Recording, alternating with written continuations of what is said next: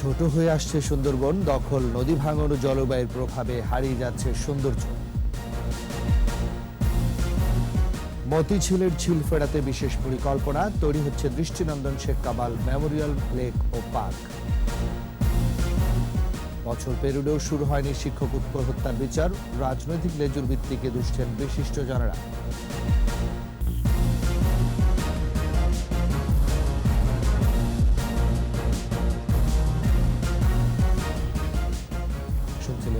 Security ইসলামী bank limited সংবাদ শিরোনাম। সবাইকে আমন্ত্রণ জানাচ্ছি সকাল 9টার 21 সংবাদে।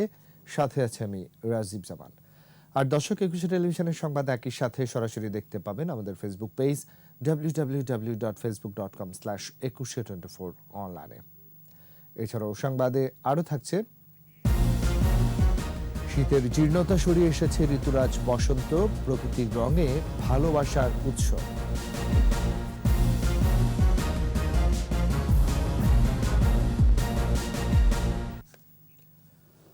আয়তন কমেছে বিশ্বের সবচেয়ে বড় ম্যানগ্রোভ বন সুন্দরবনের।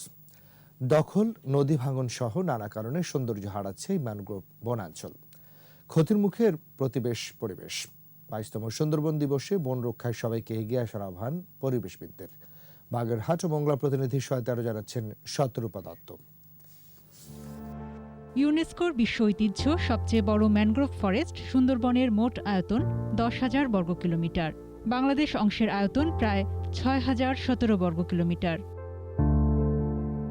বিশ্বব্যাংক বলছে বিগত 100 বছরে সুন্দরবনের আয়তন কমেছে, যার মোট পরিমাণ 451 বর্গ কিলোমিটার।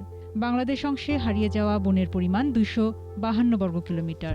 এজন্য দখল, নদী ভাঙন এবং জলবায়ু পরিবর্তনের ক্ষতিকর প্রভাবকেই দায়ী করছেন পরিবেশ আন্দোলনকারীরা। বনের মধ্যে মানুষ প্রতিনিয়ত দখল করছে, সেখানে বাড়ি ঘর, হাট বাজার, নানা ধরনের দখল প্রক্রিয়া চলছে। 1978 সালে প্রকাশিত বৃহত্তর খুলনার গেজেটিয়ারে নির্বিচারে বন সম্পদ লুটের চিত্র উঠে আসে। বলা হয়, বৃক্ষ নিধন ও প্রাণী হত্যা বন্ধ না হলে প্রাণহীন হয়ে পড়বে সুন্দরবন। বিশ্বব্যাংক বলছে, বাংলাদেশের সুন্দরবন থেকে 19 প্রজাতির পাখি, 11 ধরনের স্তন্যপায়ী ও 1 প্রজাতির সরীসৃপ আঞ্চলিকভাবেই বিলুপ্ত হয়েছে। সুন্দরবনের ফ্রেশ ওয়াটার ফ্লো কমে যাওয়ার কারণে একটা ক্ষতি হচ্ছে সুন্দরবনের। আবার লবণাক্ত বৃদ্ধি হওয়ার কারণেও সুন্দরবনের ক্ষতি হচ্ছে এরকম পুরো ইকোসিস্টেমে পরিবর্তন আসতেছে। দিনের পর দিন প্রলয়ঙ্করী ঘূর্ণিঝড় বুক দিয়ে ঠেকিয়েছে বাংলাদেশের রক্ষা কবচ সুন্দরবন। এই অবস্থায় বন রক্ষা করে বাংলাদেশের সুরক্ষা নিশ্চিত করার দাবি উঠেছে। সুন্দরবনে একসময় বেশ কিছু গাছ কাটা হতো, বর্তমানে যদিও গাছ কাটা নাই। এছাড়া কিছু বিষ দিয়ে মাছ মারা বা অন্যান্য যে কিছু ক্ষতিকারক যে দিকগুলো আছে, এইগুলো মানুষের দ্বারা হচ্ছে এবং এইভাবে যদি হতে থাকে একসময় সুন্দরবন থাকবে না। সুন্দরবন নিজেকে বিলিয়ে দিয়ে আমাদেরকে রক্ষা করছে, আর এই জন্য এদেশের প্রতিটা নাগরিককে সুন্দরবন সুরক্ষার ব্যাপারে এগিয়ে আসতে হবে। বন থেকে মধু, গোলপাতা, মাছ, কাঁকড়া আহরণ করেই সংসার চলে বনজীবীদের। তবে আতঙ্কের বিষয় ছিল বনদস্যুদের উৎপাত, ডাকাতি ও অপহরণ। প্রশাসনের প্রচেষ্টায় দস্যুদের আত্মসমর্পণের পর 2018 সালে বনের বাংলাদেশ অংশে দস্যুতার অবসান ঘটে।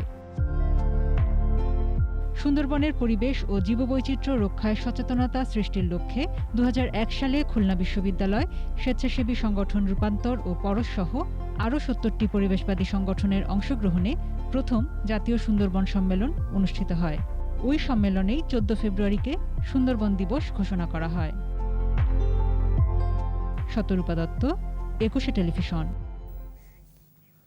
মতিঝিলের হারিয়ে যাওয়া ঝিল ফিরিয়ে আনতে নেওয়া হয়েছে বিশেষ পরিকল্পনা। বাংলাদেশ ব্যাংকের প্রধান কার্যালয়ের পেছনের প্রায় 12 একর জমিতে হবে শেখ কামাল মেমোরিয়াল লেক ও পার্ক। থাকবে দৃষ্টিনন্দন লেক, শিশুদের খেলার পার্ক, জাদুঘর, হাঁটার পথ, বিনোদনের সব সুযোগ। বিস্তারিত জানাচ্ছেন সাইদুল ইসলাম। নবাবী আমলে 350 একর জায়গা জুড়ে এই ঝিলে ব্যাপকভাবে মুক্তা বা মতির চাষ হতো, তাই ঝিলটির নাম হয় মতির ঝিল। কালে কালে অস্তিত্ব হারিয়েছে ঝিলটি, এখন সেখানে শুধুই কংক্রিটের দালান। বাংলাদেশ ব্যাংকের প্রধান কার্যালয়ের পেছনের ঝিলটির কিছু অংশে এখনো পানি রয়েছে, নৌকার দেখাও মেলে। ঝিলটির পারে যাদের জন্ম তারা জানান, চোখের সামনেই দখল হয়েছে ঝিলটি। বালুর মাঠ, টিটিপাড়া, এবার মনে করেন শেরে বাংলা স্কুল রয়েছে ঝিলের ভিতরে, কুমুরি সেন্টার ঝিলের ভিতরে রয়েছে, ওই পাশ পুরাটাই ঝিল ছিল। বর্তে বর্তে এতটুকু জায়গা হয়েছে। কালভার্ট ওই মোড়ের থেকে নিয়ে একদম এই মধুমিতা সিনেমা হল এই পর্যন্ত এটা পুরাটা ঝিল ছিল। এবার ঝিলটি দখলমুক্ত করার প্রকল্প হাতে নিয়েছে রাজধানী উন্নয়ন কর্তৃপক্ষ। প্রকল্পের আওতায় প্রায় 100 কোটি টাকা ব্যয়ে 12 একর জায়গা জুড়ে স্থাপন করা হবে শেখ কামাল মেমোরিয়াল পার্ক।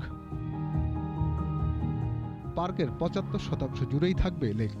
পুরনো ঝিলের আদলে ফুটিয়ে তোলা নকশায় নগরবাসীর জন্য থাকবে আরও কিছু সুযোগ সুবিধা। 40 ফুট প্রশস্ত সড়ক আর উড়াল সেতুতে দৃষ্টিনন্দন হবে পার্কটি। জলাশয় থাকবে 75%, শিশুদের জন্য খেলাধুলার জায়গা থাকবে, আর পার্কের পাশে বসার জন্য ভালো আয়োজন থাকবে। ওয়াকওয়ে থাকবে অনেক দূর চতুর্দিকে, মাঝখান দিয়ে ক্রসিং। প্রকল্পটি বাস্তবায়ন করা গেলে ইট কনক্রিটের মধ্যে এক টুকরো সবুজ দৃষ্টি কাড়বে সবার। একটু শ্বাস নেওয়ার জায়গা পেয়ে স্বস্তি পাবেন ঢাকার মানুষ। আগামী 2 বছরের মধ্যে প্রকল্পটি বাস্তবায়নের কথা জানান রাজুক চেয়ারম্যান। কিছু গ্যারেজ টেরেজ এ জাতীয় এগুলি বড় কোনো স্থাপনা না, এবং এগুলি খালি পড়ে থাকলে সরকারের জমি অনেক সময় এরকম হয়। আমরা এগুলো উচ্ছেদ করব। আগামী 6 মাসের ভিতর কাজে নামতে পারবো আমরা। এরপরে কাজ শুরু করলে 2 বছরের বেশি লাগার কোনো কারণ নেই। শেখ কামাল মেমোরিয়াল পার্কে শিশুদের জন্য থাকবে খেলাধুলার জায়গা, থাকবে একটি জাদুঘরও। সাইদুল ইসলাম, 21 টেলিভিশন, ঢাকা। প্রায় বছর পেরুলেও শিক্ষক উৎপল হত্যার বিচার শুরুই হয়নি। আরও কজন শিক্ষক নির্যাতন মামলার বিচারও ঝুলে আছে। সামাজিক, রাজনৈতিক, প্রশাসনিক সব জায়গায় শিক্ষকের মর্যাদার কথা বলা হলেও নানাভাবে হেয় করা হচ্ছে তাদের। দোষীদের দ্রুত বিচার, প্রভাবশালীদের দৌরাত্ম্য কমানো, রাজনৈতিক আশ্রয় বন্ধ সহ আইনের কঠোর বাস্তবায়ন চান শিক্ষকরা। সহকর্মীদের সহায়তায় মুশফিকা নাজনীনের বিশেষ রিপোর্ট।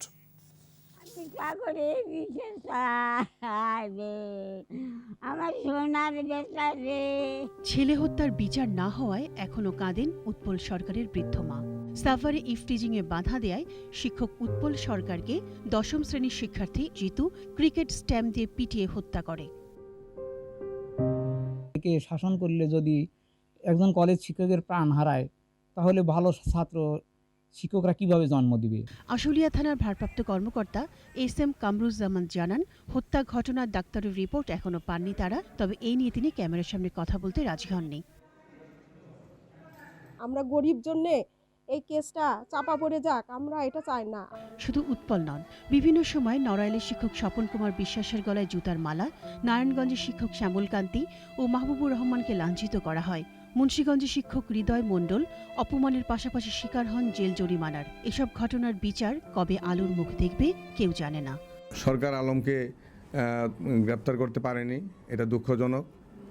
আমি জানি না এখানে কোনো রহস্য আছে কিনা। তদন্তকারী কর্মকর্তা রিপোর্টের পরে নির্ভর করতেছে। বিচারের মধ্যে দিয়ে একটা দৃষ্টান্ত স্থাপন হোক, ভবিষ্যতে যেন কেউ শিক্ষকের উপর হামলা হাত তুলতে না পারে। জ্ঞান বা বিদ্যা অর্জনের জন্য শিক্ষকদের দ্বিতীয় জন্মদাতার সঙ্গে তুলনা করা হয়, কিন্তু সেই শিক্ষককে যখন তুচ্ছ কারণে শিক্ষার্থীর হাতে খুন হতে হয়, নানা নিপীড়ন নির্যাতনের শিকার হতে হয়, তখন আর শিক্ষকদের সেই মর্যাদা অক্ষুণ্ণ থাকে না। খুবই রক্তক্ষরণ হয়, তখন মনে হয় আমরা হয়তো ছাত্রছাত্রীদেরকে শিক্ষাদান সঠিক শিক্ষা দিতে পারছি না। এটা তো একটা জাতির জন্য আমি মনে করি কলঙ্ক। ফ্যামিলি থেকে যদি না শেখানো হয় যে টিচারকে ভাবে সম্মান করো, তাতে ওরাও তো শিখবে না। শিক্ষক তার সন্তানকে যেভাবে টেক কেয়ার করবে, সার্বিকভাবে উনি ওনার প্রিয় ছাত্রছাত্রীদের ঠিক সেভাবেই টেক কেয়ার করবে।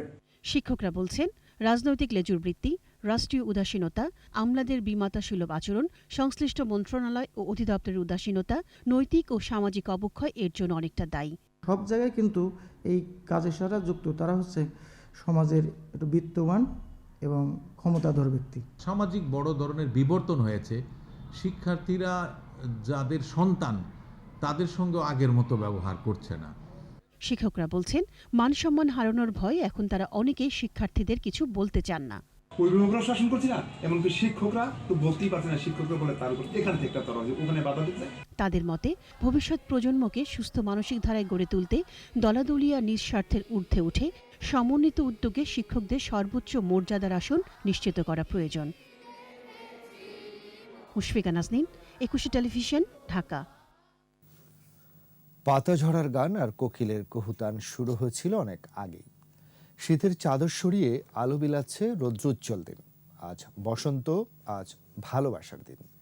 সকালে ঢাকা বিশ্ববিদ্যালয়ের চারুকলার বকুলতলায় চতুরঙ্গিতে রাগ বসন্ত বাহারের শুরু হয় উৎসব। চারদিকে শুধুই রঙের ছটা, বাসন্তী শাড়ি, খোপায় রঙিন ফুল, যুগলরা ভালোবাসায় ফুলের শুভেচ্ছায় হাতে রেখেছে হাত। প্রকৃতি আর মানবের সম্মেলনে একাকার ফাগুনের আগুন আর ভালোবাসার দিন। করোনাকাল পেরিয়ে অসাম্প্রদায়িক চেতনায় বসন্ত উৎসব আর ভালোবাসা দিবস উদযাপনে মেতেছে বাঙালি।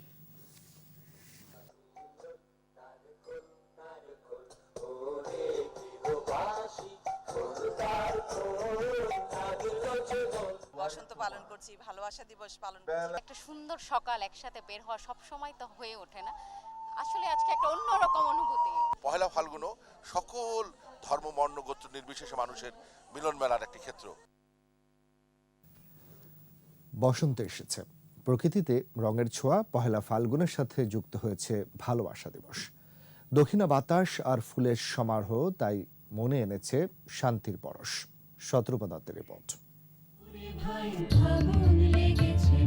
শীতের জীর্ণতা সরিয়ে এসেছে ঋতুরাজ বসন্ত। রিক্ততাকে পেছনে ফেলে প্রকৃতি ফিরে পেয়েছে সজীবতা। কোকিলের কণ্ঠে বেজে উঠেছে বসন্তের আগমনী গান। ফাগুন লেগেছে বনে বনে। ঝিরিঝিরি দক্ষিণা বাতাসে গাছে গাছে পল্লবিত নতুন পাতা, নতুন কুড়ি। প্রকৃতি সেজেছে অপরূপ রূপবৈচিত্র্যে। প্রকৃতির সান্নিধ্যে আশ্রয় খুঁজছে খেয়ালি। বসন্তে ফুল গাঁথলো আমার জয়ের মালা। সাভারের বিরুলিয়ার, শ্যামপুর, সাদুল্লাপুর, মুস্তাপাড়া, বাগনিবাড়ি, বাটুলিয়া, কমলাপুর, আউকপাড়া গ্রামগুলোয় গোলাপের বাগান দেখতে ভিড় দর্শনার্থীদের। যতদূর চোখ যায় নানা রঙের গোলাপের বাগান। দক্ষিণ হাওয়া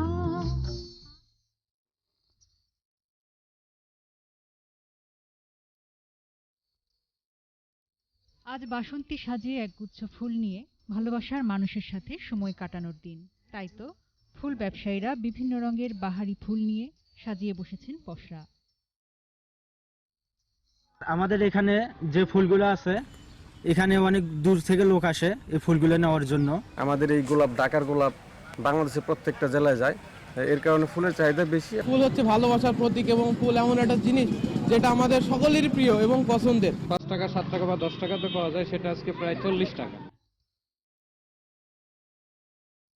রঙিন বসন্তকে বারে বারে ফিরে পেতে হলে ধরে রাখতে হবে প্রকৃতির স্বাভাবিকতাকে। শতরূপা দত্ত, 21 টেলিভিশন। সংবাদ বিরতি। যখন ফিরছে তখন অন্যান্য খবরের সঙ্গে আরো থাকবে। এবারের বইমেলায় বেড়েছে পাঠক ক্রেতা, 100 কোটি টাকা বেচা কেনার প্রত্যাশা। আমন্ত্রণ আবারও সকাল 9টার 21 সংবাদ। এবার আমাদের বিশেষ আয়োজন বিএসবি ক্যামব্রিয়ান বইমেলা প্রতিদিন।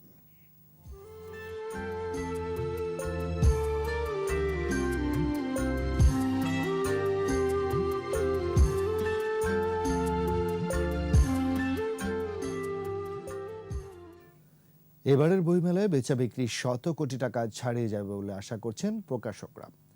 অন্যান্য বারের তুলনায় বেশি সংখ্যক প্রকাশনী ও স্টল এবং পাঠক ক্রেতাদের বইমুখী হওয়া এমন সম্ভাবনার হাতছানি দিচ্ছে। আদিত্য মামুনের রিপোর্ট। বইমেলা শিল্প, সাহিত্য, সংস্কৃতির পথে প্রজন্মকে ধাবিত করে। সৌম্য, সম্প্রীতি আর সৌহার্দ্যের সেতুবন্ধন তৈরি করে অমর 21-এর বইমেলা। ভিনদেশ, ভিন ভাষার সংস্কৃতির সাথে পরিচয় করিয়ে দেওয়ার পাশাপাশি বই মনের অন্ধকার দূর করে আলো জ্বালে জ্ঞানের। খুদেই পাঠকও তাই বইমুখী।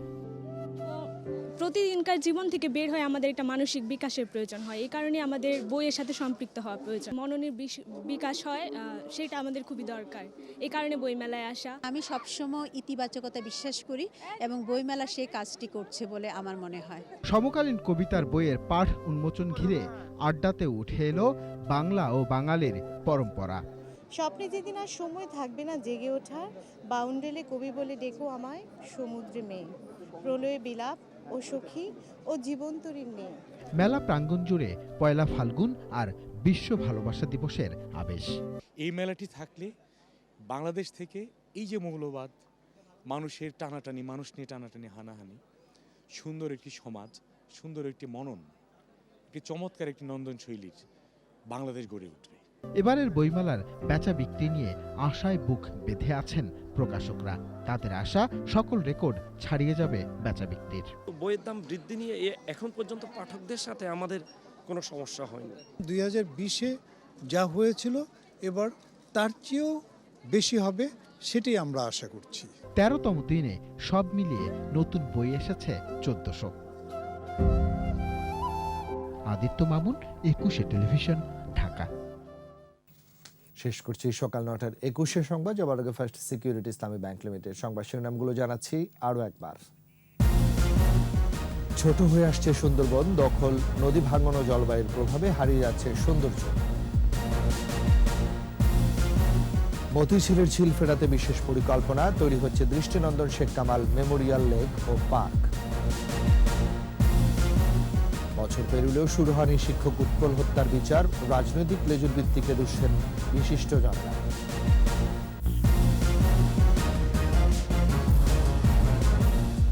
সবশেষ খবর জানতে ডায়াল করুন 202 নম্বরে আর ভিজিট করুন 21.tv.com ওয়েবসাইটে, এছাড়া ফেসবুকে ভিজিট করতে পারেন facebook.com/2124 অনলাইনে। এতক্ষণ সাথে থাকার জন্য ধন্যবাদ। পরবর্তী সংবাদ বেলা 12টায় দেখার আমন্ত্রণ রইল। স্বাস্থ্য বিধি মেনে চলুন, সুস্থ থাকুন, 21-এর সাথে থাকুন।